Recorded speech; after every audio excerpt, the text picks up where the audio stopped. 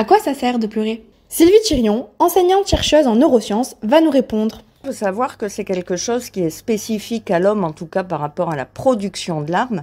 C'est quelque chose qui se fait tout jeune, on n'apprend pas à pleurer, tous les bébés pleurent et ça va être pour venir attirer l'attention, exprimer un besoin ou une détresse. Chez l'adulte, par contre, ça va être différent, ça va être très individu dépendant et ça va permettre donc de refléter nos émotions et aussi quand même d'attirer l'attention de les personnes qui sont en face de nous ou encore de diminuer l'agressivité qu'ils peuvent avoir à notre égard, un petit peu, on va dire, les attendrissant. Que se passe-t-il dans notre cerveau? Alors dans le cerveau, il va y avoir plusieurs zones qui vont être impliquées et un système en particulier qu'on appelle le système limbique, très impliqué dans nos émotions et également une zone située à l'avant de notre cerveau qui est le cortex préfrontal, qui va permettre de contrôler un petit peu ce mécanisme de pleurs. Mais quelquefois, ce cortex préfrontal qui contrôle, qui décide, il est dépassé et donc on est submergé par l'émotion. Ce réseau, il est plus ou moins développé selon les personnes et aussi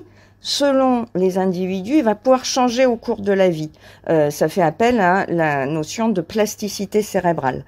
Pendant notre petite enfance, les expériences qu'on va avoir vécues vont un petit peu moduler ce circuit et selon les expériences, ça va venir renforcer certains mécanismes. La formation de ce réseau va aussi dépendre de l'attention qui nous aura été portée pendant notre enfance et donc la capacité qu'on aura de retenir ou pas nos pleurs.